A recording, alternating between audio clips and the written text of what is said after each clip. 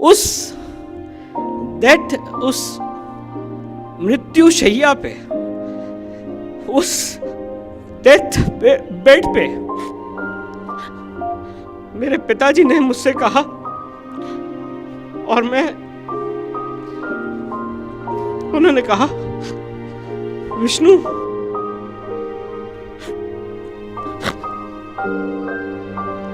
उन्होंने कहा, विष्णु, टीले वाली मस्जिद के केस के नोटिस देना मत भूलना, समय सीमा चली जाएगी, केस डिसमिस हो जाएगा।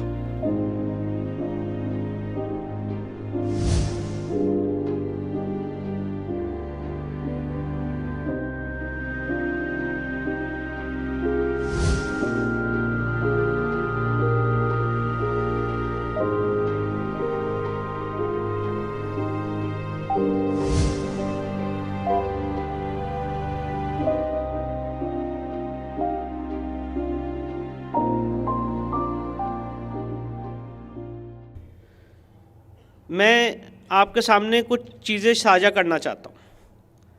आज जो आपके सामने एक ये 35 साल का युवा खड़ा है, ये आप इसको ऐसे मान के चलिए कि ये आपसे कोई एक 35 साल का युवा बात नहीं कर रहा है, एक 70 साल का एक्सपीरियंस व्यक्ति बात कर रहा है। क्योंकि जितनी भी ये लड़ाई मैं लड़ रहा हूँ या हम लोग कर रहे हैं, इन सब के पीछे मूल बिंदु, और मैं ये बात इसलिए नहीं कह रहा हूँ कि वो मेरे पिताजी हैं, इन सब के पीछे मूल बिंदु मेरे फादर, मेरे पिताजी माननीय हरिशंकर जैन साहब हैं। ये उनका कमिटमेंट है, ये उनका संघर्ष है कि आज इस तरह की तपस्या, उनकी ये तपस्या है, इस तरह की तपस्या, इस तरह का संघर्ष समाज में सामने आ पा रहा है। और जब ये लड़ाई शुरू होने वाली थी, ये सारे केसेस, एक युवा वकील के नाते राम जन्मभूमि का केस मेरे जीवन का सबसे पहला केस रहा इलाहाबाद हाई कोर्ट में 2010 में। सुप्रीम कोर्ट में जब मैं एडवोकेट ऑन रिकॉर्ड बना तो समय की एक ऐसी चक्र था कि एडवोकेट ऑन रिकॉर्ड बनने के बाद मेरा सबसे पहला वकालतनामा राम जन्मभूमि के केस में लगा। और ये मैं अपने आप को सौभाग्यशाली समझता हूँ कि भगवान राम की सेना में भगवान राम ने मुझे अवसर दिया उस लड़ाई को लड़ने का, जिसका इतिहास साक्षी है। और इन सब के पीछे मेरे पिताजी का बहुत बड़ा तपस्या, बहुत बड़ी संघर्ष रही और बहुत बड़ा कमिटमेंट रहा। क्योंकि आज ये जो हम लड़ाई लड़ रहे हैं, किसी भी लड़ाई को लड़ने से पहले ज़रूरी होता है कि आपके अंदर का कमिटमेंट, आपके अंदर का क्रांतिकारी, आपके अंदर का रेवोल्यूशनरी, उसके अंदर कितनी आग है, उसके अंदर कितनी तड़पन है, उसके अंदर कितनी तड़प है अपने समाज के लिए, अपने कौम के लिए, अपने देश के लिए, अपने विषयों के लिए काम करने की। और अगर वो तड़प है, तभी आप अपने केसेस में, जो ये केसेस हम लड़ रहे हैं, उसमें सच्चाई से आप लड़ सकते हैं। केसेस जीते हारे, हमारा तर्क न्यायालय माने ना माने, ये तो ईश्वर के ऊपर है। पर उस तर्क में, उस तर्क को रखने से पहले जो पर्दे के पीछे की रिसर्च है, जो पर्दे के पीछे का कमिटमेंट है, वो कैसे आया, वो मैं आपके सामने आज वो स्टोरी साझा करना चाहता था। तो 1989 में जब मेरे पिताजी को, उससे पहले उनका वकालत में एनरोलमेंट 1976 का है, तो उससे पहले वो एक प्रोफेशनल वकील थे और प्रोफेशनल वकील के तौर पे भी काफ़ी अच्छे उन्होंने केसेस किए और काफ़ी सक्सेसफुल रहे। पर 1989 में जब राम मंदिर का केस इलाहाबाद हाई कोर्ट की लखनऊ खंडपीठ में ट्रांसफ़र होकर आया, पहले वो फैज़ाबाद की डिस्ट्रिक्ट न्यायालय में चल रहा था, डिस्ट्रिक्ट कोर्ट में, और 1989 में जब वो केस फैज़ाबाद की कोर्ट से लखनऊ हाई कोर्ट आया, तब उनको पहली बार अपॉर्चुनिटी मिली उस केस में अपनी बात रखने की, केस को समझने की और अपना पक्ष रखने की। तो उस समय एक वकील का सबसे बड़ा टेस्ट होता है, और ये बात मैं इसलिए कहना चाहता हूँ कि एक युवा वकील होने के नाते और एक वकील समाज से आने के नाते प्रोफेशनलिज्म क्या होता है और आपका धर्म क्या है, इसके बीच में जो डिस्टिंक्शन है वो सबसे पहले 1989 में मैंने अपने पिताजी से सीखा। और ये बात अब क्योंकि फैसला हो चुका है, ये बात मुझे कहने में कोई शर्म नहीं है और ये सीक्रेट बात थी, पर मैं आज आपके साथ साझा करना चाहता हूँ। जब वो एक सक्सेसफुल प्रोफेशनल वकील थे, उससे पहले जब 1989 में वो राम मंदिर के केस में वकालतनामा डालना चाहते थे, तो मुस्लिम साइड से उन्हें ऑफ़र हुआ था कि आप इस केस को मुस्लिम की तरफ से, वक्फ बोर्ड की तरफ से पैरवी करिए और जो भी आपका है वो सारी चीज़ें की जाएंगी। उस समय उन्होंने निर्णय लिया, उन्होंने अपने ज़मीर को नहीं बेचा और ये बात उन्होंने मुझे बताई कि विष्णु, मैं अगर चाहता तो मैं ये बात कह सकता था कि हाँ, मैं बाबरी मस्जिद के पक्ष में खड़ा हो जाता हूँ, मुझे फ़ीस भी अच्छी मिलेगी, सारी चीज़ें भी होंगी और समाज को मैं ये जस्टिफाई कर सकता हूँ, ये कह सकता हूँ कि मैं एक वकील हूँ, मेरा धर्म है, जो मुझे केस मिलेगा उसके लिए खड़ा होना। पर उन्होंने कहा कि नहीं, मेरा ज़मीर गवारा नहीं किया अपने आराध्य के खिलाफ कोर्ट में केस लड़ने के लिए, मेरा ज़मीर गवारा नहीं किया। और उसके बाद उन्होंने राम मंदिर के केस में लड़ाई लड़ी, 30 साल 32 साल पूरी लीगल टीम ने मिलकर लड़ाई लड़ी, उसका एक हिस्सा वो भी थे। इसके बाद 6 दिसंबर 1992 जब बाबरी मस्जिद का विध्वंस हुआ, तथाकथित बाबरी मस्जिद का विध्वंस हुआ, उसी दिन मेरी दादी जी की, उसी दिन उनका देहांत हो गया, स्वर्गवास हो गया।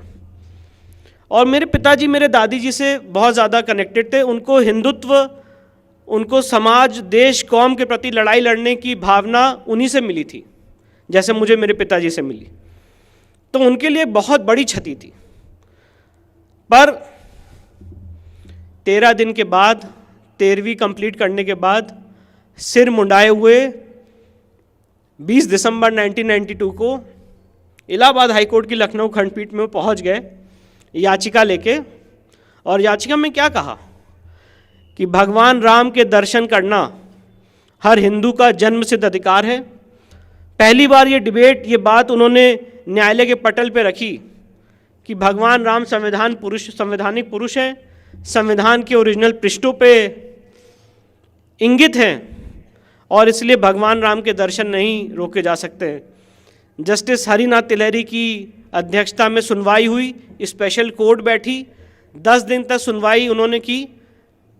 अकेले जाते थे, अकेले आते थे, क्योंकि पैसे से उतने संसाधन नहीं थे और चारों तरफ उस समय हाईकोर्ट में इतनी सिक्योरिटी नहीं होती थी, चारों तरफ मुस्लिम समाज के लोग घेरे रहते थे। उस समय एक वकील अपने आत्मबल के आधार पे कोर्ट में जाके लड़ा और उन्होंने 1 जनवरी 1993 को ऐतिहासिक फैसला लाया और इलाहाबाद हाईकोर्ट की लखनऊ खंडपीठ ने कहा कि भगवान राम संवैधानिक पुरुष है, इनके दर्शन नहीं रोके जा सकते हैं और दर्शन इमीडिएट खोले जाए।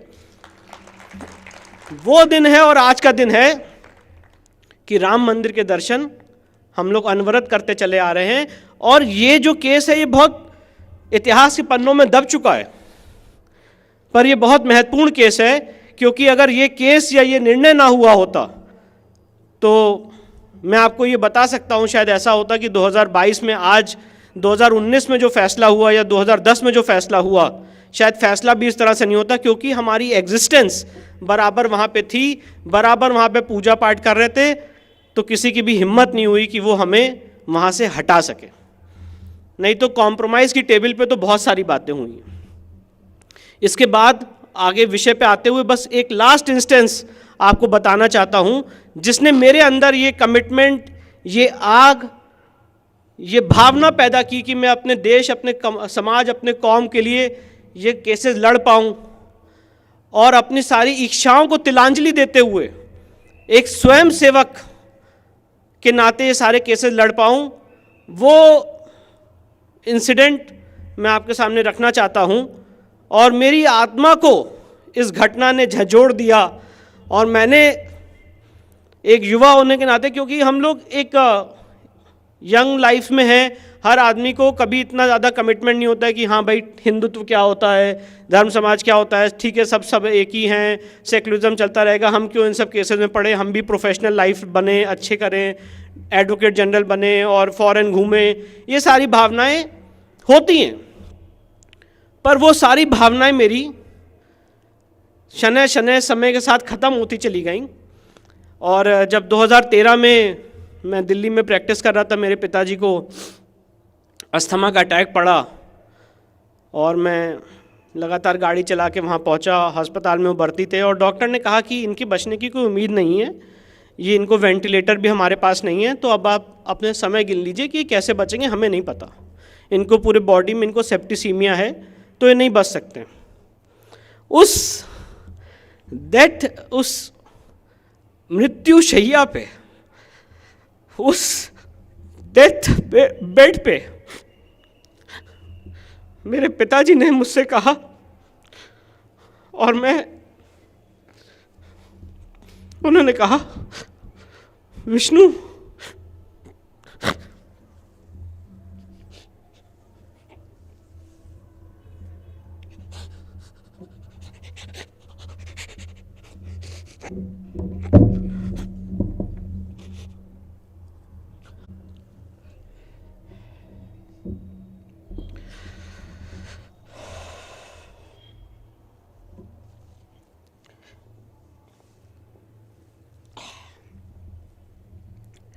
उन्होंने कहा, विष्णु, टीले वाली मस्जिद के केस के नोटिस देना मत भूलना, समय सीमा चली जाएगी, केस डिसमिस हो जाएगा।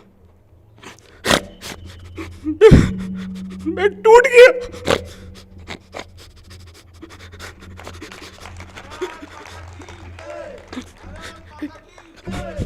इतना बड़ा कमिटमेंट वो अपने दिल में अपने देश, अपने समाज, अपने कौम के लिए लेके चल रहे हैं।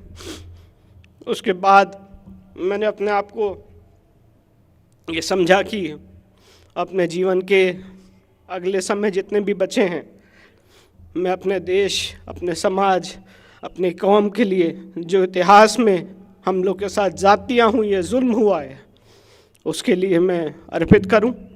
और उसी श्रृंखला में फिर ये सारे केसेस हमने फाइल किए। कोर्ट में जीते, कोर्ट में हारे, वो अलग बात है, पर हमारी लीगल रिसर्च बहुत स्ट्रांग है और उस लीगल रिसर्च को मैं आपके सामने रखने जा रहा हूँ। तो सबसे पहली बात, जो काशी विश्वनाथ का ये केस हमने दायर किया है बनारस की सिविल कोर्ट में, तो काशी विश्वनाथ का बहुत रक्त रंजित इतिहास रहा है। 1992 से 1669 तक इसको बहुत सारे आक्रांताओं ने तोड़ा। आखिरी बार इसको राजा तोडरमल ने बनवाया था और उसको फिर औरंगज़ेब ने आके तोड़ा। वो तोड़ने का फरमान भी है जो अभी मैं आप लोगों के साथ साझा करूँगा। और इसको हमने किस कंसेप्ट से, किस थीम से फाइल किया है, ये मैं आपके सामने बात रखना चाहता हूँ। देखिए, हमारा मकसद समाज में कोई विद्वेष पैदा करना, कोई कटुता पैदा करना नहीं है। हमारा मकसद ये है कि जो इतिहास में हुआ है, गलत हुआ है, उसको रेस्टोर किया जाए। और काशी के केस को समझने के लिए मुझे लगता है कि मैं कुछ समय लूँगा। काशी का महत्व समझना बहुत ज़रूरी है। अगर हम काशी का महत्व समझ गए तो इस केस की थीम ही काशी का महत्व है, क्योंकि भगवान शिव ने काशी का स्वयं निर्माण किया था। इतिहास में, पुराण में, वेद में, स्कंद पुराण में इसका वर्णन मिलता है, इसका जिक्र मिलता है। भगवान भोलेनाथ ने उसका स्वयं निर्माण किया था। काशी जब कुछ भी नहीं था तो काशी का अस्तित्व था। काशी सबसे पौराणिक नगरी मानी जाती है और इसीलिए उस एरिया को अविमुक्त एरिया कहते हैं कि वो जो 5 कोस का एरिया है वो अविमुक्त एरिया है। अगर किसी को मोक्ष की प्राप्ति होती है तो उस 5 कोस के एरिया में ही होती है। और थोड़ा मैं आपके सामने फैक्ट और फिगर रखना चाहता हूँ। काशी का जो केस है हमने माँ श्रृंगार गौरी की तरफ से और स्थान देवता की तरफ से फाइल किया है। और ये भी मैं बात बताना चाहता हूँ, आपके मन में ये सवाल उठ सकता है कि क्या हिंदू देवी देवताओं की तरफ से केस फाइल हो सकता है कि नहीं। तो राम मंदिर के केस में सुप्रीम कोर्ट ने पैरा 346 राम मंदिर के केस में जो जजमेंट है उसमें पैरा 346 में ये बात होल्ड की है कि अगर शिबायत या ट्रस्टी नेग्लिजेंट रहा है भगवान के राइट्स के प्रति, तो भक्त और भगवान कभी भी अपने हक मांगने के लिए, अपने अधिकार मांगने के लिए कोर्ट में आ सकते हैं। और ये बात मैं आपके सामने इसलिए और रखना चाहता हूँ, इस कंसेप्ट को, इस थीम को समझने की ज़रूरत है कि क्यों ऐसा हो रहा है कि हमारे देवी देवताओं को या हमारे समाज के लोगों को कोर्ट में जाना पड़ रहा है। क्या कानून इसकी इजाज़त देता है कि नहीं देता है। और राम मंदिर के केस में यही प्रश्न उठा था। और क्या ऐसा हो सकता है कि कोई चीज़ आज से 500 साल पहले, 600 साल पहले हुई हो और आज कालांतर में 600 साल बाद लोग कोर्ट में जाएं और उस चीज़ को क्या रेक्टिफाई किया जा सकता है? ये प्रश्न भी आपके मन में उठ सकता है, क्योंकि जैसा कि मैंने आपको बताया कि काशी का डिस्ट्रक्शन औरंगजेब ने 1669 में किया था, केस हमने अब फाइल किया है। तो ये प्रश्न उठ सकता है कि अब क्यों, अब कैसे हो सकता है? तो इस चीज़ की डिस्कशन, इस चीज़ की व्यवस्था राम मंदिर के केस में बहुत एक्सटेंसिवली की गई। और दो थीम्स हैं, दो कंसेप्ट्स हैं। एक थीम है ऐतिहासिक गलतियों को सुधारने की, और दूसरी थीम है हिंदू देवी देवताओं के लीगल राइट्स की। हमारे हिंदू लॉ को डिस्कस करके मैं दूसरी थीम पे पहले आ जाता हूँ। हमारे हिंदू लॉ के सारी देवी देवताओं की थीम्स को डिस्कस करते हुए पैरा 116 और 117 में सुप्रीम कोर्ट ने बात कही है कि मंदिर भले ही टूट जाए, आज हम मानते हैं कि कण कण में भगवान है, पर मंदिर बनाना, वहाँ पे प्राण प्रतिष्ठा करना, वहाँ पे मूर्ति का अस्तित्व लाना, ये एक तरह का इस ईश्वरीय, इस यूनिवर्स में जो हम भगवान की एग्जिस्टेंस को मानते हैं, उसको एक सामने स्वरूप देके उसकी पूजा करने की पद्धति है। और सुप्रीम कोर्ट ने ये बड़ी अच्छी बात कही राम मंदिर के केस में, पैरा 116, 117 में, कि आज मैं विष्णु शंकर जैन अगर ये संकल्प लेता हूँ, या फॉर एग्जाम्पल समाज का कोई भी आदमी ये संकल्प लेता है कि वो इस मैदान में, और वो उसकी खुद की ज़मीन है, अपनी सेल्फ प्रॉपर्टी है, अगर वो यहाँ पे मंदिर बनाने का संकल्प लेता है, कालांतर में अगर ऐसा होता है कि वो मंदिर बाढ़ से या अर्थक्वेक से या कोई आक्रांता आके उसे तोड़ जाता है, तो जो मंदिर बनाने का संकल्प है वो अमर है, वो अमिट है। उस मंदिर बनाने के संकल्प को लीगल एंटिटी पैरा 116, पैरा 117 में सुप्रीम कोर्ट ने राम मंदिर के केस में माना है। और अगर हम कोर्ट में ये प्रूफ करते हैं कि हाँ, मंदिर तो था ही, और मंदिर प्राण प्रतिष्ठित, ये जितने हमारे ज्योतिर्लिंग में प्राण प्रतिष्ठित होते हैं, मंदिर था, मंदिर प्राण प्रतिष्ठित था, और मंदिर बनाने से पहले एक संकल्प था मंदिर बनाने का, तो उसके बाद ये अकाट्य सत्य है, ये पत्थर की लकीर है। सुप्रीम कोर्ट के 5 जजेस कह चुके हैं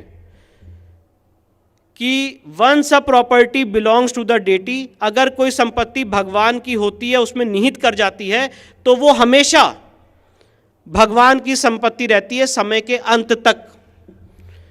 तो ये जितने सारे डिस्प्यूट्स हम लड़ रहे हैं, इसकी थीम ये है, इसका कंसेप्ट ये है कि who was prior in time, पहले कौन था।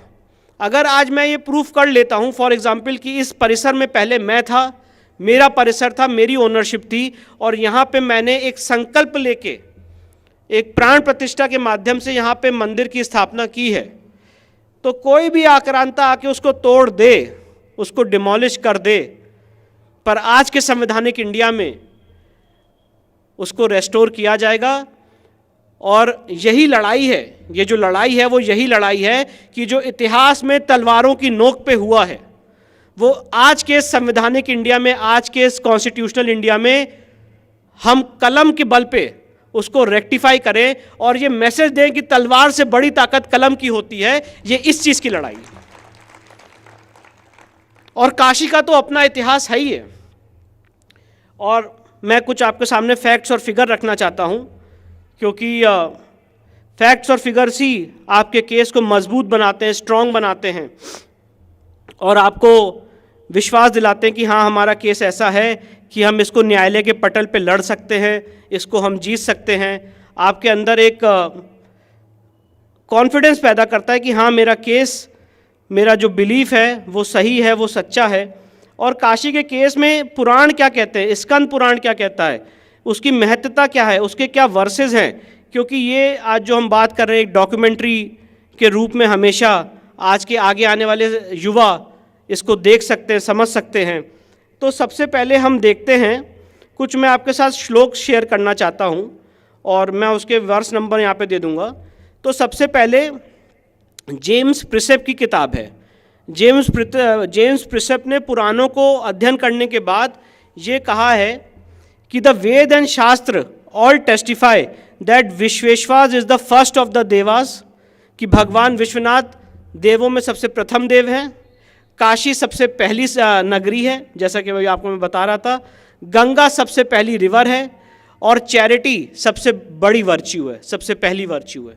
ये जेम्स प्रिसप ने सारे पुराणों का अध्ययन करने के बाद ये किताब लिखी है।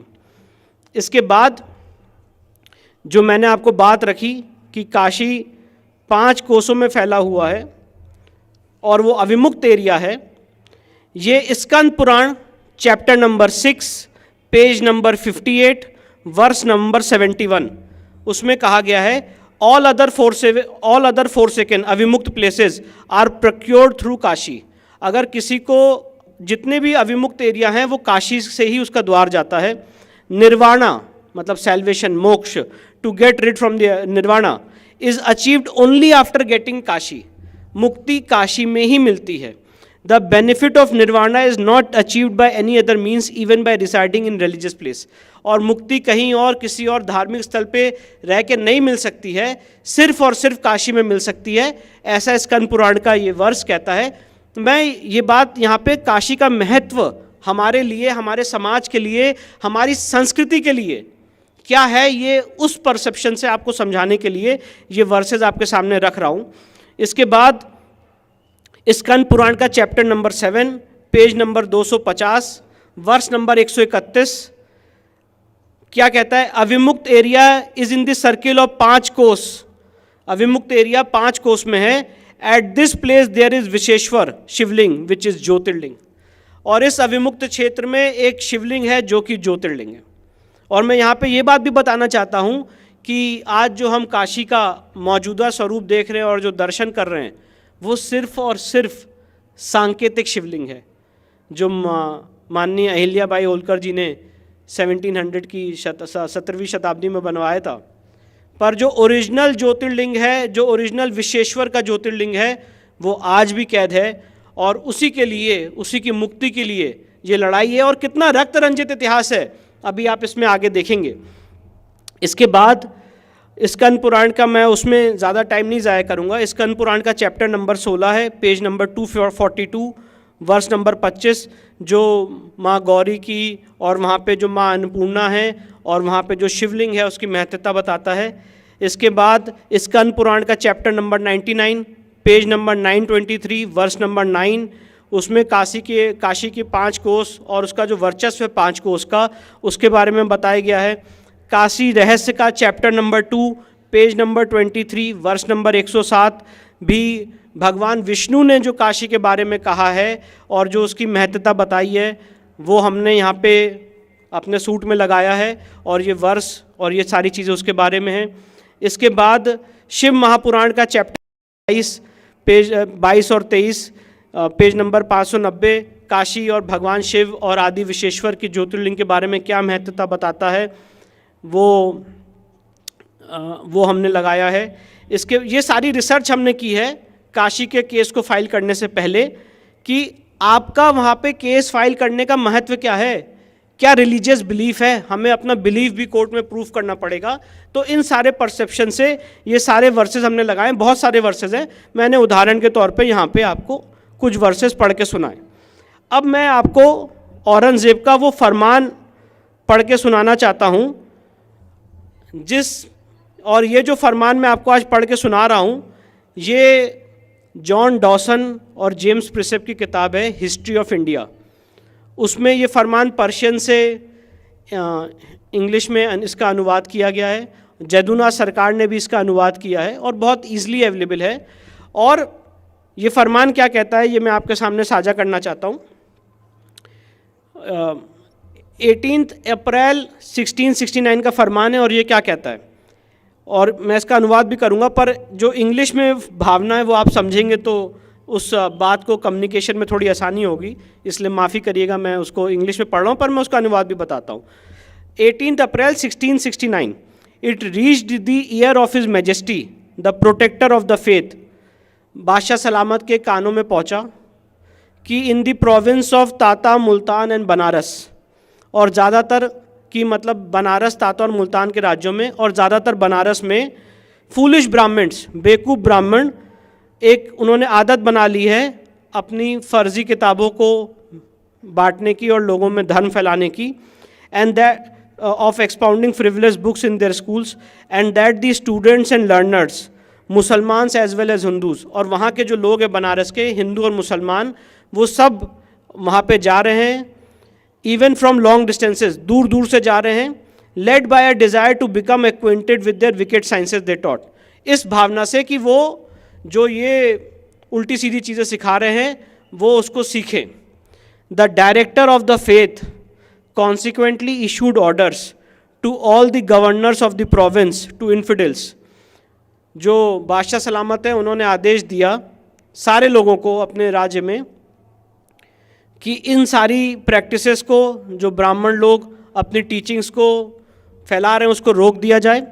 The director of the faith consequently issued orders to governors and provinces to infidels and they were strictly enjoined to put an end to the teaching and practice of idolaters form of worship. और मूर्ति पूजा की ये जो पद्धति है उसको रोकने का इमीडिएट आदेश बादशाह सलामत ने दिया. ऑन 15 रबीउल अखिर मतलब 2 सितंबर 1669 को बादशाह सलामत को ये रिपोर्ट किया गया कि मूर्ति पूजकों की मूर्ति और बनारस में जो विश्वनाथ मंदिर है उसको तोड़ दिया गया है. ये जो फरमान है ये विष्णु शंकर जैन द्वारा बनाया हुआ फरमान नहीं है. ये फरमान बीकानेर की ओरिजिनल म्यूज़ियम में है, बहुत सारी जगहों पे एशियाटिक लाइब्रेरी में है कैलकाटा की. और इस फरमान को जितने हिस्टोरियंस हैं, जितने ब्रिटिश हिस्टोरियंस हैं, उन्होंने पर्शियन से इंग्लिश में ट्रांसलेट किया है और ये फरमान भी हमने अपनी किताब में लगाया है. मैं आपके सामने ये सारी बातें इसलिए कर रहा हूँ कि अभी जो मैंने आपको एक लीगल प्रपोजिशन दिया, एक कंसेप्ट समझाया, और उस पैमाने पे फैक्चुअली हमारा केस कितना स्ट्रांग है कि क्या यहाँ पे कोई तोड़ने का सबूत है कि नहीं है, उस तोड़ने के सबूत को मैंने आपसे साझा किया है. और आगे बढ़ने से पहले एक बात और कहना चाहता हूँ. इस देश में और पूरे वर्ल्ड में कोई मुस्लिम हिस्टोरियन ये बात नहीं कह सकता है, और आप कभी आपसे बात हो तो आप उनसे कंफर्म करिएगा इस चीज़ को कि क्या मंदिर तोड़ के मस्जिद बनाई जा सकती है. आपको एक ही जवाब मिलेगा. सारे मुस्लिम हिस्टोरियन आपको एक ही बात कहेंगे या स्कॉलर्स एक ही बात कहेंगे कि कुरान में भी इस चीज़ की अनुमति नहीं है, इस चीज़ की इजाज़त नहीं है कि आप मंदिर को तोड़ के मस्जिद बना लें. अगर आपको मस्जिद बनानी है तो आपको एक साफ़ सुथरी प्रॉपर्टी पे, सेल्फ एक्वायर्ड प्रॉपर्टी पे उसको वफ़ डेडिकेट करके ही आप मस्जिद बना सकते हैं. और उनका भी यही थीम है कि अगर कोई संपत्ति वफ़ है, एक बार वफ़ की हो गई तो वो समय के अंत तक वफ़ की रहती है. तो इसीलिए कोई धर्म ये नहीं कह सकता है, कोई पंथ, कोई मज़हब ये नहीं कह सकता है कि दूसरे की संपत्ति को तोड़ के आप अपने धर्म के लिए या अपने रिलीजन के लिए आप अपना एक मस्जिद का सेटअप बना सकते हैं. और इसीलिए यहाँ पे हमने ये तोड़ने का प्रूफ लगाया है, क्योंकि राम मंदिर के केस में बहुत बड़ी डिबेट हुई थी. राजीव धवन ने नक्शे भी फाड़े थे और कोर्ट में सारी चीज़ें की थी और कहा था यहाँ पे तो तोड़ने का प्रूफ ही नहीं है, और उल्टा हिंदुओं को तालिबानी का दर्जा दे दिया था. वो एक अलग बात है कि हम लोग जानते हैं कि माननीय अटल जी ने बहुत अच्छी कविता रखी है, हिंदू तन मन हिंदू जीवन, रग रग हिंदू मेरा परिचय. हमने कब कभी किसी का जाके मंदिर तोड़ा, कब किसी को फोर्स किया कन्वर्ट करने के लिए, हमने कब किसी का रेप किया. पर आज हमें कोर्ट के पटल पे हिंदू तालिबानी शब्द कह के प्रयोग किया गया. वो एक अलग बात है, वो उनका अपना विचार है, वो रख सकते हैं. पर मैं आपको ये बताना चाहता हूँ कि काशी के केस में और मथुरा के केस में भी अभी जैसा मैं आपके सामने रखूँगा, डायरेक्ट प्रमाण है, फरमान है इसको तोड़ने का. और इसके बाद तोड़ने के बाद की घटना और निर्मम है, जो मुझे लगता है जब मैं ये केस की रिसर्च कर रहा था उसने मेरी आत्मा को झंझोड़ दिया कि तोड़ने के बाद भी हमारे समाज ने कैसे रिएक्ट किया. एक हमारे धर्म, हमारे आस्था, हमारे केंद्र को जब तोड़ दिया जाता है, उसके बाद इस सहिष्णु समाज ने, हमारे लोगों ने, हमारे पुरखों ने इतने बड़े अत्याचार को कैसे झेला, ये सबसे बड़ा ये चीज़ देखने वाली है. और इसीलिए मैं कहता हूँ कि सनातन कभी ख़त्म नहीं हो सकता है, चाहे कुछ भी हो जाए. हमने इतने आक्रमण झेले हैं, इतनी त्रासदी झेली है, पर सनातन को कभी कोई क्यों नहीं खत्म कर पाया? उसका कारण यही है कि हमने कभी किसी के ऊपर या कभी किसी को ये नहीं माना कि हमारा सोचना या हमारा बिलीफ आपके बिलीफ से सर्वोच्च है। और प्रॉब्लम और टसल की और डिस्प्यूट की जड़ी यही है, जब एक वर्ग, एक समाज ये सोचे कि उनकी जो पद्धति है, पूजा पद्धति, वही सर्वोच्च है, और उसको अगर दूसरे समाज के ऊपर थोपने की कोशिश करे तो वहाँ पे डिस्प्यूट खड़ा होता है। और इसीलिए धर्म और रिलीजन की परिभाषा अलग अलग है। अगर आप ऑक्सफोर्ड डिक्शनरी उठा के देखेंगे तो धर्म की परिभाषा अलग है और रिलीजन की परिभाषा अलग है। जिसका आने का पता हो और जिसका जाने का पता हो वो रिलीजन है, जिसका आने का पता नहीं है और जिसका जाने का पता नहीं है वो धर्म है। और इस पे क्या कोई कभी बता सकता है कि भगवान शिव ने कब आए, कैसे आए, क्या ह्यूमन फॉर्म में आए, क्या भगवान विष्णु कैसे आए या भगवान ब्रह्मा कैसे आए? वो तो शाश्वत हैं, किसी को पता ही नहीं है कि वो उनकी उत्पत्ति कब हुई। तो ये सबसे बड़ा थीम है, ये सबसे बड़ा कंसेप्ट है धर्म का। और ये बात जो मैंने आपके सामने रखी तोड़ने की और हिंदू समाज के बारे में, ये पांडुरंग वमन काणे, पीवी काणे ने अपनी किताब धर्मशास्त्र में जो 7 वॉल्यूम में लिखी गई है, उन्होंने भी ये सारी बातें लिखी हैं। अब इसके बाद मैं आगे आता हूँ कि मंदिर को तोड़ने के बाद काशी विश्वनाथ के, उसके बाद हमारे समाज ने कैसे रिएक्ट किया। तो डॉक्टर A.S. अल्टेकर हैं, इन्होंने एक बड़ी निर्मम और बड़ी इम्पॉर्टेंट घटना लिखी है। उन्होंने कहा मंदिर तोड़ने के बाद भी हिंदू समाज के लोग उस काशी विश्वनाथ के प्लिंथ पे जाके पूजा करते रहे और ये मानते रहे कि यहीं पे हमारे भगवान हैं। मंदिर टूट जाने के बाद भी, विध्वंस हो जाने के बाद भी हिंदू समाज ने कभी उस जगह को छोड़ा नहीं। दूर से मस्जिद की चौखट से कैसे भी झांक के ये मानते रहे कि उस कुएं में आपने शायद हमारा शिवलिंग फेंक दिया है, और उस जगह पे अपनी आस्था बना के रखी। और उसके बाद ये बात जो मैं आपके सामने रख रहा हूँ, ये जेम्स प्रिसेप ने अपनी किताब में लिखी है, और डॉक्टर A.S. अल्टेकर ने अपनी किताब में लिखी है। ये प्रोफेसर थे, हेड ऑफ डिपार्टमेंट थे एंशिएंट हिस्ट्री और कल्चर के बनारस हिंदू यूनिवर्सिटी के।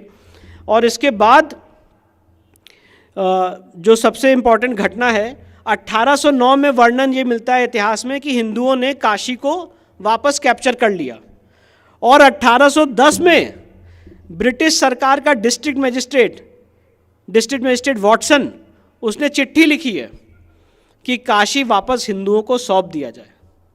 ये 1810 की चिट्ठी है, ये भी हमने इसका भी वर्णन किया है, उल्लेख किया अपने सूट में। इसके बाद एक घटना और है जो जेम्स प्रिसेप की किताब है टेम्पल ऑफ विश्वेश्वर, उसमें उन्होंने क्या लिखा है। डिमोलिशन के बाद the Hindus worship the plinth of the mosque, जो अभी मैं आपको बता रहा था, as the plinth of old Kashi Vishwanath temple. पुरानी मंदिर की चौखट को समझ के हिंदू समाज के लोग मस्जिद की चौखट पे पूजा करते रहे। M.A. Tshering 1868 wrote that extensive remains of temple destroyed by Aurangzeb were still visible। M.A. Tshering ने लिखा है कि बहुत बड़ा मंदिर का स्ट्रक्चर और टूटा हुआ स्ट्रक्चर आज भी वहाँ पे विजिबल है उस तथाकथित मस्जिद में। A large portion of the western wall of the mask, और मस्जिद की वेस्टर्न साइड पे। He mentioned that the remnant structure also had Jain and Buddhist elements beside the Hindu ones। तो यहाँ पे ये एक वर्णन मिलता है। अब इसके बाद मैं एक आपके सामने काशी के केस में ही एक बहुत इंपॉर्टेंट बात रखना चाहता हूँ, उसके बाद मैं मथुरा के केस में बढ़ूँगा। सिविल सूट नंबर 62 ये 1936 में दीन मोहम्मद ने फाइल किया काशी के केस को लेके, और ये कहा कि ये पूरी जो जगह है ये वक्फ संपत्ति है, और वक्फ संपत्ति का भी क्या कॉन्सेप्ट है वो भी मैं आपके सामने कुछ देर में रखूँगा। उन्होंने कहा कि ये पूरी जगह जो है ये वक्फ संपत्ति है, और दीन मोहम्मद ने जो मुकदमा फाइल किया उसमें बड़ी मज़ेदार बात है, उसमें हिंदू समाज के किसी भी आदमी को पार्टी नहीं बनाया, उसमें सिर्फ और सिर्फ दीन मोहम्मद और ब्रिटिश सरकार आमने सामने थी। जबकि केस हिंदुओं के खिलाफ है तो हिंदू समाज के जो प्रोमिनेंट संगठन है या ऑर्गेनाइजेशन है, आपको उनको पार्टी बनाना चाहिए था, पर आपने उनको पार्टी नहीं बनाया, आपने ब्रिटिश सरकार को पार्टी बनाया। और ब्रिटिश सरकार ने इस केस में जो अपना जवाब दाखिल किया है वो बड़ा मज़ेदार है। ब्रिटिश सरकार ने कहा, और वो WS भी हमने ब्रिटिश सरकार का लगाया अपने केस में, पूरी रिसर्च करके हमने बात सारे ऐतिहासिक डॉक्यूमेंट्स को, पुराणों को, वेदों को खगोलते हुए हमने केस की तैयारी की है। और ब्रिटिश सरकार ने कहा इस केस में दीन मोहम्मद के कि ये कभी वफ़ थी नहीं, यहाँ पे बहुत बड़ा एक टेम्पल स्ट्रक्चर है और यहाँ पे पीपल का पेड़ है, यहाँ पे सारे हिंदू देवी देवताओं के चिन्ह हैं, इसलिए ये कभी भी मस्जिद नहीं हो सकती। ये ब्रिटिश सरकार का जवाब है दीन मोहम्मद के केस में।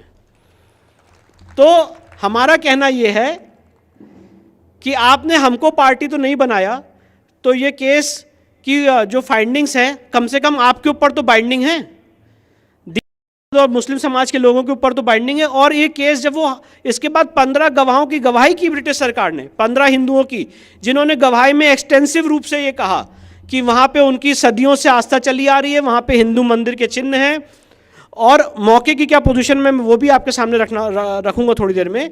और ये सारी गवाही 15 गवाहों ने दी, और 15 गवाहों की गवाही के बाद वो केस डिसमिस किया दीन मोहम्मद का बनारस की सिविल कोर्ट ने।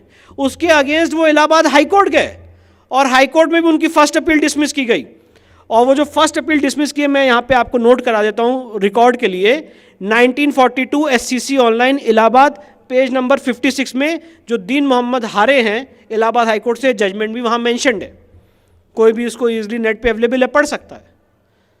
तो सवाल ये है कि जब ब्रिटिश सरकार कह रही है कि वहाँ पे एक्सटेंसिव रिसर्च, मैं ये सारी बातें इसलिए रख रहा हूँ क्योंकि आज उसका मैं आपके सामने प्रारूप रखना चाहता हूँ। आज ये सवाल उठ रहा है प्लेसेस ऑफ वर्शिप एक्ट और वफ एक्ट कि आप तो उस पर केस ही नहीं कर सकते हैं, उस बैकग्राउंड में ये सारी बातें आपको रख रहा हूँ। तो ये जब दीन मोहम्मद हार गए, इसके बाद एक बड़ा इंपॉर्टेंट डेवलपमेंट हुआ काशी के केस में। 1983 काशी विश्वनाथ एक्ट बना है, और उसका सेक्शन 4 बड़ा मज़ेदार है, काशी विश्वनाथ एक्ट का सेक्शन 4। और ये मैं आपके सामने काशी विश्वनाथ एक्ट का सेक्शन 4 रखना चाहता हूँ। और काशी विश्वनाथ एक्ट का जो सेक्शन 4 है वो क्या कहता है इस प्रॉपर्टी के बारे में, मैं ये बताना चाहता हूँ। और ये यूपी लेजिस्लेचर का, यूपी सरकार 1983 में ये कानून लाई थी, और इसकी वैलिडिटी सुप्रीम कोर्ट तक चैलेंज हुई थी, और सुप्रीम कोर्ट ने इस एक्ट को अपहोल्ड किया था। और ये सारा मैं प्रारूप क्यों रख रहा हूँ, मैं ये भी आपके सामने रखूँगा। ये सेक्शन 4 काशी विश्वनाथ एक्ट 1983 का क्या कहता है, टेम्पल मीन्स मंदिर, मतलब temple means the temple of Adi Vishweshwar, ये मंदिर नहीं जो ओरिजिनल ज्योतिर्लिंग था, popularly known as Shri Kashi Vishwanath temple, situated in the city of Varanasi, which is used as a place of public religious worship and dedicated to or for the benefit or used as the right by Hindus as a place of public religious worship of the Jyotirling, and includes, और इस definition में क्या क्या जोड़ा गया है, उन्होंने कहा मंदिर मतलब वही ओरिजिनल मंदिर जो भगवान विश्वनाथ का था, और इंक्लूड सबऑर्डिनेट टेम्पल्स, श्राइन्स जो छोटे छोटे देवी देवताओं की श्राइन्स हैं, आस्थान जो मैंने आपको बताया, आस्थान मतलब जो 5 कोस का एक अविमुक्त क्षेत्र है, डेटीज हिंदू देवी देवता, मंडप, वेल जो आज ज्ञान कूप है, जो आज तथाकथित मस्जिद में कहा जाता है। तो ये यूपी सरकार का एक्ट 1983 का सेक्शन 4 ये कह रहा है कि मंदिर मतलब वो पूरा परिसर मंदिर का परिसर है, और इसको सुप्रीम कोर्ट ने अपहोल्ड किया है। तो अब मैं ये सारी बातें आपके सामने इसलिए रख रहा था कि आज की डेट में काशी की क्या स्थिति है। आज की डेट में काशी की स्थिति ये है कि नरसिम्हा राव की गवर्नमेंट, हम सब जानते हैं, प्लेसेस ऑफ वर्शिप एक्ट लेके आई 1991 में, और उसमें ये व्यवस्था बनाई गई कि 15 अगस्त 1947 को जिस धार्मिक स्थल की जो यथास्थिति थी वो वैसे ही रहेगी, और उसको रेस्टोर करने के लिए आप न्यायालय में कोई भी मुकदमा दायर नहीं कर सकते। ये प्लेसेस ऑफ वर्शिप एक्ट का सेक्शन 4 सब क्लॉज 3 कहता है। ये अलग विषय है कि हमने इसकी कॉन्स्टिट्यूशनल वैलिडिटी को चैलेंज कर रखा है, सुप्रीम कोर्ट ने उसमें नोटिस जारी कर रखा है, वो अलग बात है। पर जब हमारे संगठन ने, हमारे सीनियर्स ने ये केस बनारस की सिविल कोर्ट में डाला, तो एक मुस्लिम साइड से ऑब्जेक्शन आया, और ऑब्जेक्शन ये आया कि साहब आप तो ये केस चला ही नहीं सकते हैं क्योंकि प्लेसेस ऑफ वर्शिप एक्ट से बार्ड है। और राम मंदिर को सिर्फ एग्जेप्शन दिया गया था और इसीलिए आप ये केस नहीं चला सकते हैं। तो उसका मेरे पास जवाब है। उसका जवाब ये है कि प्लेसेस ऑफ वर्शिप एक्ट लोग अधूरा पढ़ते हैं। Places of worship act section 4 sub clause 3 में एक शब्द यूज है रिलीजियस कैरेक्टर। मैं ये थीम को समझाना चाहता हूं। अगर आज मैं किसी एयरपोर्ट पे जाके नमाज पढ़ लूं तो क्या वो एयरपोर्ट मस्जिद हो जाएगा? या अगर आज मैं कोई एयरपोर्ट पे जाके पूजा कर लूं तो क्या वो जगह मंदिर हो जाएगी? या फॉर एग्जाम्पल अगर आज मैं किसी मस्जिद में जाके मूर्ति रख के पूजा कर लूं तो क्या मस्जिद का स्वरूप बदल जाएगा? या फॉर एग्जाम्पल अगर कोई मुसलमान भाई एक हिंदू मंदिर में आके नमाज पढ़ ले तो क्या मंदिर का स्वरूप खत्म हो जाएगा? आपको एक ही जवाब मिलेगा, नहीं। जो जिस जगह पे जिसका अस्तित्व था वो वैसे ही रहेगा। और इसीलिए इस बात का ख्याल प्लेसेस ऑफ वर्शिप एक्ट ने रखा है। Places of worship act section 4(3) ये कहता है कि जो जिस जगह का रिलीजियस कैरेक्टर था 15 अगस्त 1947 को वो वैसे ही रहेगा। और इसीलिए मैंने आपके सामने ये दीन मोहम्मद का जजमेंट और काशी विश्वनाथ एक्ट का सेक्शन 4 और ये सारी हिस्ट्री बताई। अब मेरी बात को आप जब भी आपके पास समय मिले इसको एनालाइज करिएगा, इसको आप सोचिएगा कि उस जगह का रिलीजियस कैरेक्टर क्या है। एक ही फाइंडिंग हो सकती है पूरे समाज की कि उस जगह का रिलीजियस कैरेक्टर एक हिंदू मंदिर का है। उसका कारण यह है कि हिंदुस्तान में कोई भी ऐसी मस्जिद आपको नहीं मिलेगी जिसके वेस्टर्न साइड पे मां श्रृंगार गौरी की प्रतिमा हो। उसका कारण यह है कि हिंदुस्तान में आपको कोई भी ऐसी मस्जिद नहीं मिलेगी जिसमें विभिन्न और भारी मात्रा में देवी देवताओं के चिन्ह हो। इसलिए हमने ये बात रखी है। और आप सोचिए कितनी बड़ी विडंबना है हमारे लीगल सिस्टम की, और आगे चल के बहुत सारे युवाओं को आना पड़ेगा। और इसीलिए आज मैं आपके सामने आया भी हूँ ये बात रखने के लिए। 1992 में जो केस दायर हुआ, पिछले शायद 30 साल हो चुके हैं। 30 साल से मामला न्यायालय में इसीलिए पेंडिंग है और आज भी उसकी सुनवाई चल रही है इलाहाबाद हाईकोर्ट में कि प्लेसेस ऑफ वर्शिप एक्ट से केस बार्ड है कि नहीं है। इनिशियली जब केस दायर हुआ तो सिविल जज महोदय ने ये एक व्यू लिया कि नहीं, ये case places of worship act से नहीं चल सकता है। डिस्ट्रिक्ट जज बनारस साहब ने, डिस्ट्रिक्ट जज जो बनारस के, उन्होंने ये व्यू लिया जो बात मैं आपके सामने रख रहा हूँ कि नहीं भाई 15 अगस्त 1947 को उस जगह का क्या धार्मिक स्वरूप था वो तो तय होगा और वो एविडेंस के दौरान तय होगा। इसके बाद इलाहाबाद हाईकोर्ट में अपील पेंडिंग है और पिछले 30 साल हो चुके हैं और हम वेट कर रहे हैं कि पहले ये निर्णय हो जाए कि प्लेसेस ऑफ वर्शिप एक्ट से बार्ड है कि नहीं है। और इसके बाद भी वो लोग सुप्रीम कोर्ट आएंगे और सेक्युलरिज्म के नाम पे बहुत बड़ा एक हम सब जानते हैं कि किस तरह से इस देश में ड्रामा किया जाएगा। तो मैं ये सारी बातें, ये सारे तथ्य आपके सामने इसलिए रख रहा था कि काशी के केस में आज हम कहाँ स्टैंड करते हैं और क्या सच में काशी का case places of worship act से बार्ड है कि नहीं है, ये बात मैं आपके सामने रखना चाहता था। प्लेसेस ऑफ वर्शिप एक्ट के बहुत पहलू हैं। मैं एक बात और रखना चाहता हूँ, प्लेसेस ऑफ वर्शिप एक्ट से राम मंदिर को क्यों छूट दी गई? क्योंकि आप और हम 1989 में जाग चुके थे अपने आराध्य के लिए और इसलिए उस समय की सरकार ने उसको समझते हुए राम मंदिर को एग्जेम्पशन दिया। तो क्या आज हम मिल के कलेक्टिवली ये आवाज़ नहीं उठा सकते हैं कि काशी और मथुरा के लिए भी वो exemption places of worship act में दिया? अगर राम मंदिर को एग्जेम्प्ट किया जा सकता है और उसके लिए न्यायालयीन लड़ाई चल सकती है, और ये कितना बड़ा अपने आप में सोचिए, कितनी बड़ी इस देश के बहुसंख्यक समाज के साथ खिलवाड़ है, उसकी आस्था के साथ, कि अगर इतिहास में कुछ गलत भी हुआ है तो उसको रेस्टोर करने के लिए, उसको रेक्टिफाई करने के लिए अगर आप कोर्ट में जाना चाहते हैं तो आप कहते हैं कि नहीं, कोर्ट में तो नहीं जा सकते। तो कहाँ जा सकते? कैसे डिसाइड होगा? अगर कोई विवाद है तो डिसाइड कैसे होगा? क्या पार्लियामेंट डिसाइड करेगी? अगर पार्लियामेंट आज दोनों सदनों में अध्यादेश लाके इसको पारित कर दे तो आप कहोगे लोकतंत्र का मर्डर हो गया। और अगर कोर्ट में जाना चाहता है हिंदू समाज तो आप कहोगे नहीं, कोर्ट में नहीं जा सकते। और इसके अलहदा वक्फ एक्ट में आपने अपने लिए सारी व्यवस्था बना रखी है। आप किसी भी संपत्ति को वक्फ संपत्ति घोषित कर सकते हो। Let me tell you sir, Taj Mahal को विष्णु शंकर जैन ने तो बाद में क्लेम किया है, वक्फ बोर्ड ने 2005 में क्लेम करके उसको वक्फ संपत्ति घोषित कर दिया। इस समय archaeological survey of India appeal में है सुप्रीम कोर्ट में, और सुप्रीम कोर्ट उनसे वक्फ बोर्ड से पूछ रही कि बताइए भैया शाहजहां का वक्फ डीड कहाँ है, कब वक्फ किया था, वो जरा डॉक्यूमेंट दिखाइए। आज तक दिखा नहीं पा रहे, केस में कोर्ट में रोज एडजमेंट मांग रहे हैं। तो सवाल यह है कि आप देखिए कि कांग्रेस की सरकारों ने दो कानून, और आज जो मेरा विषय है ये यही है, काशी और मथुरा, इतिहास और कानून के दर्पण में। तो जो दो कानून इस समाज में सबसे पहले हम सबके सामने आ रहे हैं, और देखिए कितनी बड़ी इस देश के सेक्युलरिज्म की मजाक है कि आपने ये कह दिया कि हिंदू समाज के लोग राम मंदिर के अलावा किसी और फैसले के लिए आवाज नहीं उठा सकते, कोर्ट भी नहीं जा सकते, और दूसरी तरफ वक्फ एक्ट 1995 बना के उनको सारी व्यवस्था दे दी कि वो किसी भी संपत्ति को वक्फ संपत्ति घोषित कर सकते हैं, और घोषित करने के बाद अगर कोई उस आदमी उस घोषणा से एग्रीव्ड है तो वो वक्फ ट्राइब्यूनल जाए जहां पे उन्हीं के लोग बैठे होंगे, उसके बाद हाई कोर्ट जाए, उसके बाद सुप्रीम कोर्ट जाए।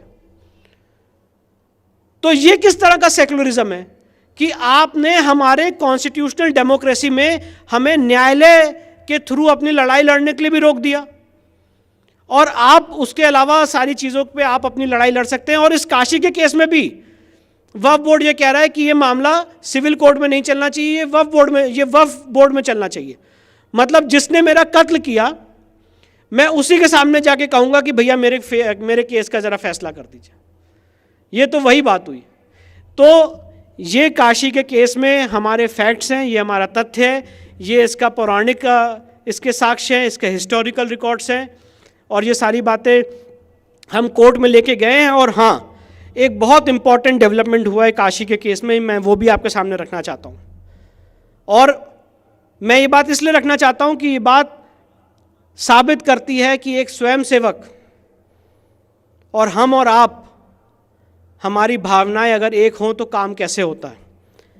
काशी के केस में जो अभी मैंने आपको बताया कि मस्जिद के वेस्टर्न साइड पे माँ श्रृंगार गौरी बनी हुई है, जिनकी तरफ से हमने मुकदमा दायर किया, पिछले 32 सालों से उस माँ के दर्शन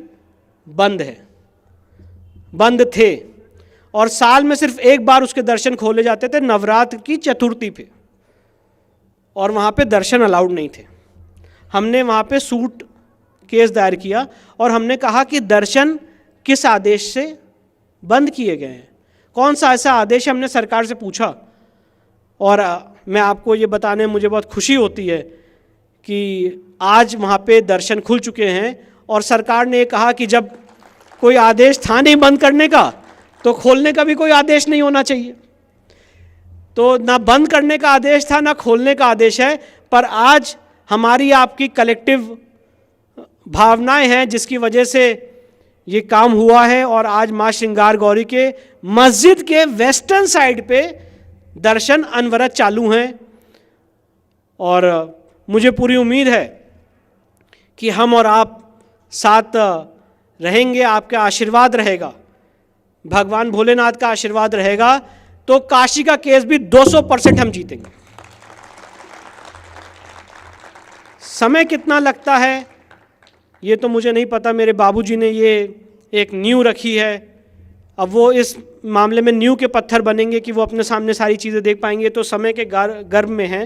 पर हाँ, उसकी फाउंडेशन, उसकी हमने सारी चीज़ें ले डाउन कर दी हैं, और मुझे है कि संघ के नेतृत्व में इस चीज़ को कुशलता से हम आगे ले जाएंगे। इसके बाद अपनी बात को मथुरा के केस पे लाते हुए, क्योंकि समय की अपनी मर्यादा है, मुझे लगता है मैंने ज़रा ज़्यादा ही समय ले लिया। मथुरा के केस में ऐसा ही रक्त रंजित इतिहास श्री कृष्ण जन्मभूमि का भी है, और 1618 से पहले भी 1712 के बाद जब मोहम्मद बिन कासिम का यहाँ पहला आक्रमण हुआ था सन 1712 में, उसके बाद मथुरा की मंदिर को बहुत बार तोड़ा गया, इसका इतिहास में वर्णन मिलता है। पर आखिरी बार मथुरा की मंदिर को राजा बीर सिंह बुंदेला ने 1618 में बनवाया था 33 लाख रुपए की कॉस्ट से, और इसको औरंगजेब ने, जैसे मैंने आपको फरमान पढ़ के सुनाया काशी के केस में, ऐसे ही औरंगजेब ने फरमान मथुरा के केस में भी जारी किया है, और वो फरमान भी जदुनाथ सरकार ने इसको ट्रांसलेट किया पर्शियन से हिस्ट्री में, और वो क्या कहता है वो भी मैं आपको यहाँ पे पढ़ के सुना देता हूँ, और उसके बाद अपनी बात एक काशी और मथुरा के संदर्भ में आपको, मथुरा के संदर्भ में आपको शॉर्ट में बताता हूँ।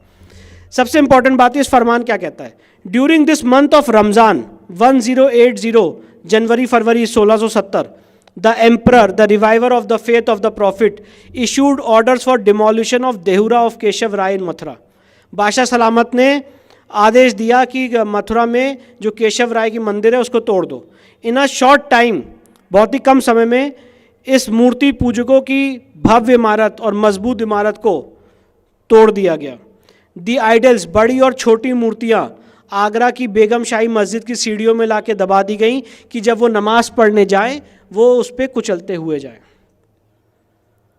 ये फरमान मेरा ड्राफ्टेड नहीं है, ये इतिहास में इसका वर्णन मिलता है और इसको हमने अपने केस के साथ फाइल किया है। और मैं ये भी नहीं कह रहा हूँ यहाँ पे आपके सामने कि जो मैं कह रहा हूँ वही सच है, ये मैं नहीं कह रहा हूँ। और इसीलिए हम कोर्ट गए हैं कि कोर्ट में ये सारे तथ्य एग्जामिन हो जाए।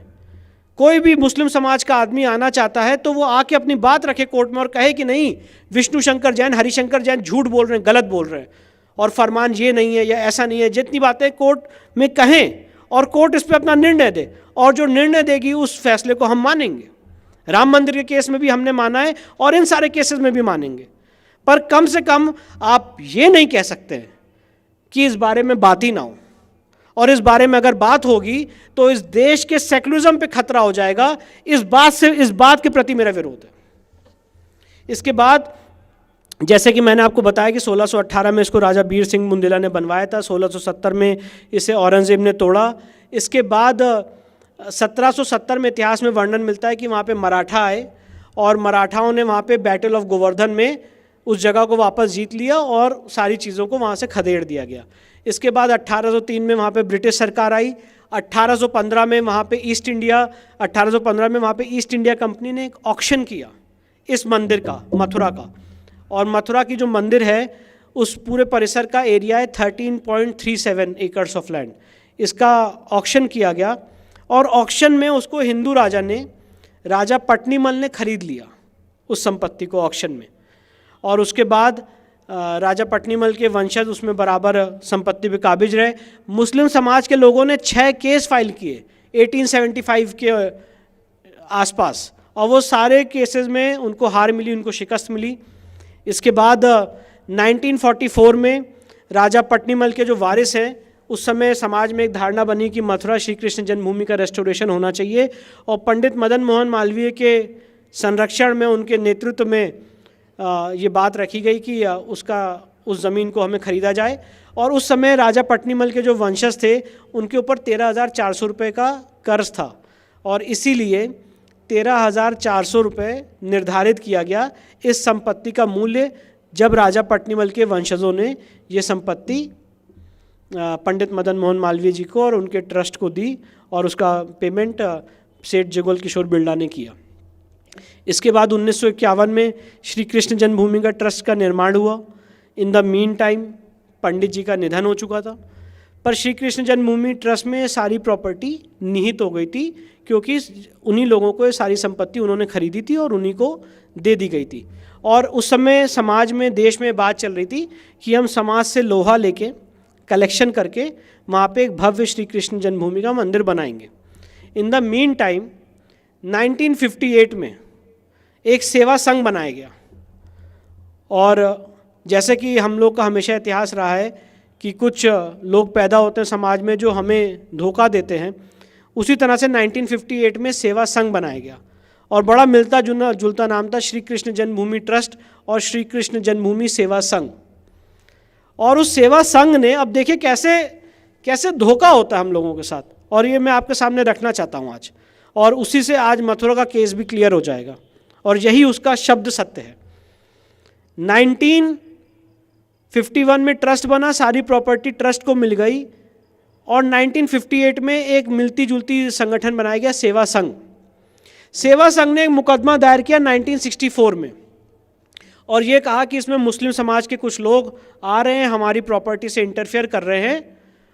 और 12 अक्टूबर 1968 को सेवा संघ ने मुस्लिम समाज के लोगों से कॉम्प्रोमाइज़ कर लिया और कहा कि ठीक है, जहाँ तक आप इस प्रॉपर्टी में आ चुके हैं आप रहिए, जहाँ तक हम हैं वहाँ पे हम रहें। तो हम लोग जब इस केस की तैयारी कर रहे थे तो इस तिलिस्म को नहीं समझ पा रहे थे, इसको समझ ही नहीं पा रहे थे कि सेवा संघ क्या है और ट्रस्ट क्या है। कोई समझाने वाला भी नहीं था, पर ईश्वर ने खुद ज्ञान दिया, भगवान ने आशीर्वाद दिया, और उन पेपरों को, उन कागज़ों को पढ़ते पढ़ते समझ में आया कि ये संपत्ति तो ट्रस्ट की है। और ये सेवा संघ में द्वारका प्रसाद मिश्रा जो मध्य प्रदेश के चीफ मिनिस्टर रहे हैं, अनंत शय्यम अयंगार जो कांग्रेस के दिग्गज लीडर रहे हैं, और भी बहुत लोग जो कांग्रेस पार्टी से ताल्लुक़ रखते हैं, उन्होंने ये एक फर्जी दीवानी दावा दायर करके उस प्रॉपर्टी में कॉम्प्रोमाइज़ कर लिया। और आज वहाँ पे हमारे सामने ये समस्या खड़ी हो गई है और इसको अब हमें रेक्टिफाई करने के लिए एक लंबी लीगल लड़ाई लड़नी पड़ेगी। अब वो लीगल लड़ाई लंबी ना हो, ये तो ईश्वर जानेगा, भगवान जानेगा, हमारे आपके आशीर्वाद रहेंगे तो हम उसको जल्दी जीतेंगे। पर एक समस्या उत्पन्न कर दी आपने हमारे सामने, और आज हम कोर्ट में जब हमने केस फाइल किया तो उस केस में हमने यही बात रखी कि ओरिजिनल प्रॉपर्टी तो ट्रस्ट की है, तो सेवा संघ कैसे सूट फाइल कर सकता, कैसे केस फाइल कर सकता है और कैसे कॉम्प्रोमाइज़ कर सकता है। और इसके अलावा भी अगर मैं आपके सामने बात बहुत दावे से कहना चाहता हूं कि जो राम मंदिर के केस में ग्राउंड पेनिट्रेशन रेडार के ज़रिए और आर्कियोलॉजिकल सर्वे के ज़रिए वहाँ पे नीचे मूर्तियाँ मिली थी, ये मैं दावे के साथ कहना चाहता हूँ कि अगर मथुरा श्री कृष्ण जन्मभूमि में आज की डेट में ग्राउंड पेनिट्रेशन रेडार के ज़रिए बिना किसी स्ट्रक्चर को डिमोलिश करे अगर वहाँ का सर्वे करा लिया जाए तो भगवान कंस का कारागार वहीं मिलेगा। आज की डेट में भी जो आज वहाँ पे तथाकथित मस्जिद बनी हुई है, आप अगर वहाँ पे जाके देखेंगे तो जो मस्जिद की स्कर्टिंग है जो मस्जिद की, उसमें हिंदू मंदिर के पत्थर यूज्ड है। कोई नया स्ट्रक्चर नहीं बनाया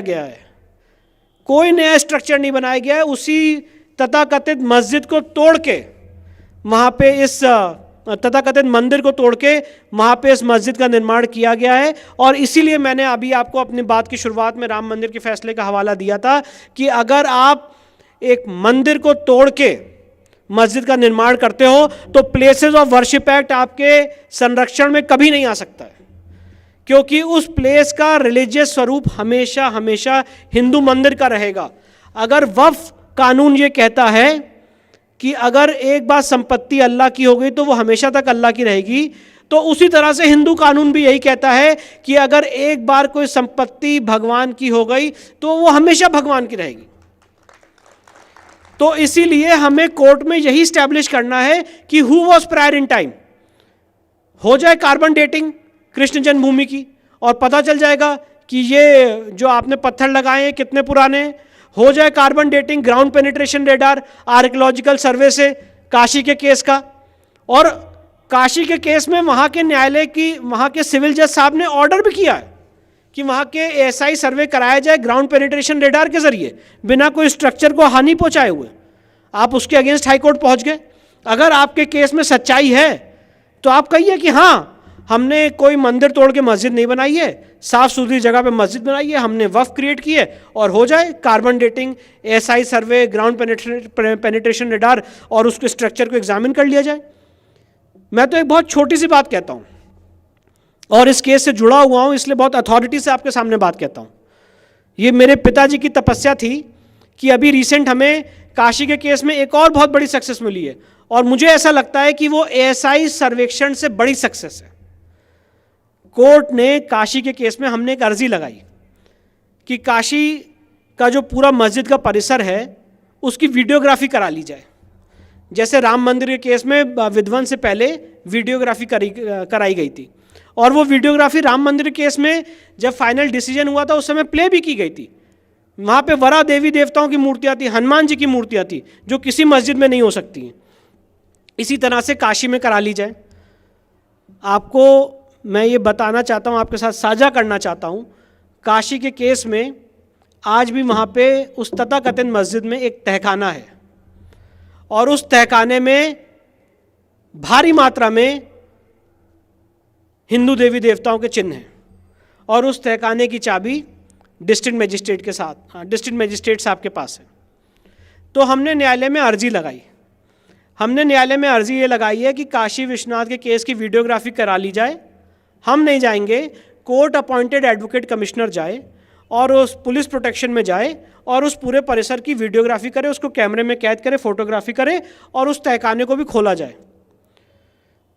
आपके सामने ये मुझे साझा करने में खुशी होती है कि बनारस के सिविल जज साहब ने ये आदेश पारित किया है कि एडवोकेट कमिश्नर साहब जाएं अंडर फुल पुलिस प्रोटेक्शन और उस पूरे जगह की वीडियोग्राफी करें, उसकी फ़ोटोग्राफी करें और आगे आने वाले समय में देखेंगे कि उस तहखाने में क्या निकलता है, क्या प्रूफ निकलते हैं, उस एरिया का क्या स्वरूप है। और इस ऑर्डर के अगेंस्ट भी मुस्लिम समाज के लोग इलाहाबाद हाई कोर्ट गए। अभी 3 दिन पहले की न्यूज़ है, इलाहाबाद हाई कोर्ट से भी उनको शिकस्त मिली है और इलाहाबाद हाई कोर्ट ने कहा कि फोटोग्राफी होना, वीडियोग्राफी होने में आपको दिक्कत क्या है? अगर आप ये कह रहे हैं कि वहाँ पे कोई हिंदू देवी देवताओं के चिन्ह नहीं है और एक वर्ग ये कह रहा है कि वहाँ पे हिंदू देवी देवताओं के चिन्ह हैं, तो हो जाए फिर फोटोग्राफी, इसमें आपको दिक्कत क्या है? और इसलिए उनका हाई कोर्ट से भी रिजेक्ट किया गया है। इसलिए जहाँ तक काशी और मथुरा का सवाल है, इतिहास के दर्पण से, कानून के दर्पण से और जो हमारी एविडेंसेस हैं, उन सारी एविडेंसेस के आधार पे हमारा केस बहुत स्ट्रांग है। बस एक चीज़ की ज़रूरत है कि आज